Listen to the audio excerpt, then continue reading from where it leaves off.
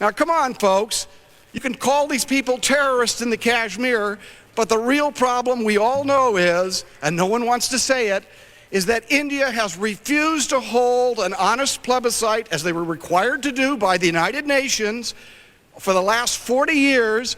And if the people of Kashmir had a right to vote on their own destiny, they would probably vote not to be part of India, and there would be no conflict. There would be no people killing other people. There would be no excuse for 1 million Indian soldiers to be stationed up in northern India to repress those people who want nothing more than a right to vote as to whether they be a part of India or not, which is what the United Nations required them to do.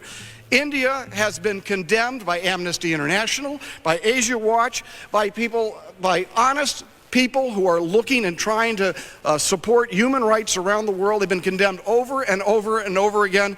The examples Mr. Burton gives are only a few examples. These people are trying to fight for their rights in the Kashmir, and as a reaction, the Indians saying, we're not going to let them get away with it. So they are condoning monstrous human rights abuses against the people of Kashmir. It can be stopped very easy. Let those people in the Kashmir determine their own destiny through the ballot box rather than through bullets. That's the bottom line. And if we do that, if we insist on that, if we send that message tonight with this little tiny cut of $8 million, I will tell you this much. The tensions on the subcontinent will subside.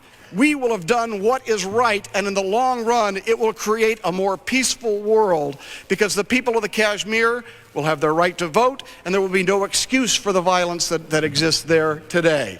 So I plead with all of you, come on, let's get beyond all of this rhetoric. Let's not talk about India as our old friend. Let's not create some false images of how we have to help this developing country.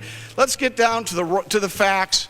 Let's get down to we must stand for human rights there and elsewhere, because it furthers the cause of peace to do so. Let's send that message to India.